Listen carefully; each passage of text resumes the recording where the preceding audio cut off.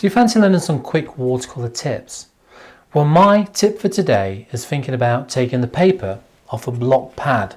So something like this. How do you take it off? How do you get that off there when it's all glued down all the way around? Okay, let me show you how I do that. And let's roll the video.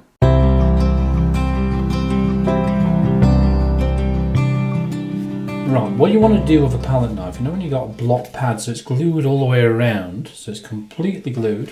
Remember those old kind of books you see, and they have one glued edge? But this is all the way around, bar one little section at the top. So see where the arrow is on this piece of paper? This is obviously a Bockingford kind of pad of watercolour paper, but you'll find very similar in the majority of these.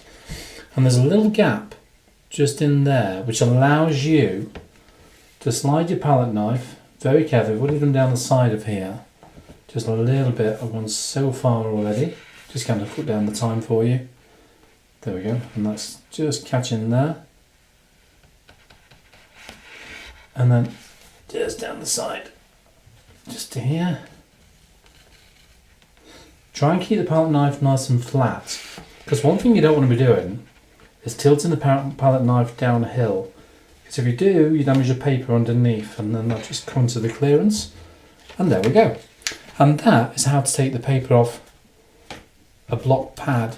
But as I mentioned, what you want to remember to do when you do this, don't have the palette knife tilted downwards, because if you do that, if you tilt it downwards, you'll damage that paper underneath. If you tilt it upwards, you could damage the painting itself.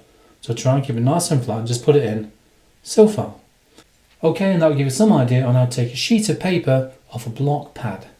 If you'd like to see more watercolour painting tips, head to patreon.com/thedevonartist and you'll see my full list of step-by-step video tutorials on how to paint wildlife in watercolour, where you get also the project photo, the outline drawing for that month's project as well, and even a step-by-step handwritten or hand-typed by me full PDF on that particular current month's project. So come and join me and let's get painting together. And don't forget to click on like, subscribe and share, and please leave a comment down below as well. I'd love to kind of hear your thoughts and find out what you've been up to on your painting ventures. So until next time, bye bye for now.